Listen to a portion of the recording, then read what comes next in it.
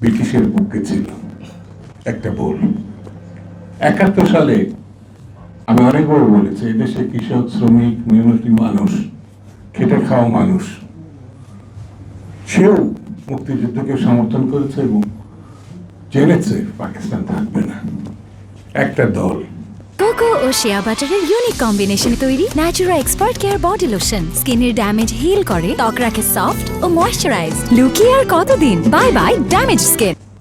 এই বিপরীত স্রোতে গিয়ে পাকিস্তান রক্ষা করার জন্য অস্ত্র হাতে তুলে রাজাকার আল বদর বাহিনী বানিয়েছিল, প্রশিক্ষণ দিয়েছে। এটা আপনারা সবাই জানেন। 24 তারিখ এই গণপ্রত্যান হয়েছে 5ই আগস্ট। সেই 24 সালে প্রথম এই দলটি আওয়ামী লীগকে মাফ করে দিয়েছে। তীব্র সমালোচনার মধ্যে তারা আবার 2 দিন পরে জাতির কাছে দুঃখ প্রকাশ করেছে। এই দল প্রচার করেছিল যে তারা ক্ষমতায় আসছে, উদ্দেশ্যপূর্ণ নেই। কয়েকদিন আগে একটা জরিপ বাজারে আসছে, আপনাদের নজরে আসছে কিনা জানি না। 4টা প্রতিষ্ঠান তারা দেখাইছে বিএনপি এবং ওই দলটির সঙ্গে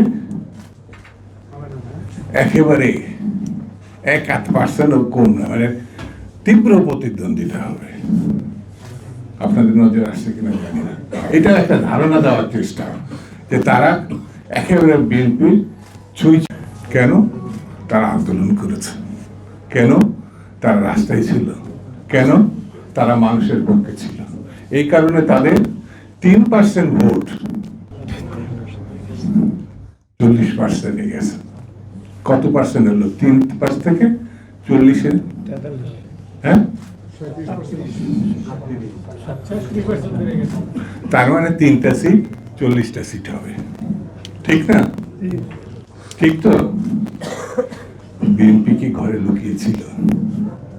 বিএনপি আন্দোলন করে নাই?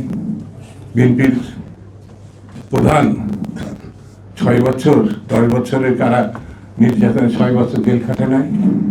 অসংখ্য নেতা কর্মী আমাদের জেলে গেছে, লক্ষ লক্ষ মামলা আসামি হয়েছে আমাদের নেতা কর্মী। তাহলে আমাদের যদি 40% বা 50% ভোট বেড়ে থাকে,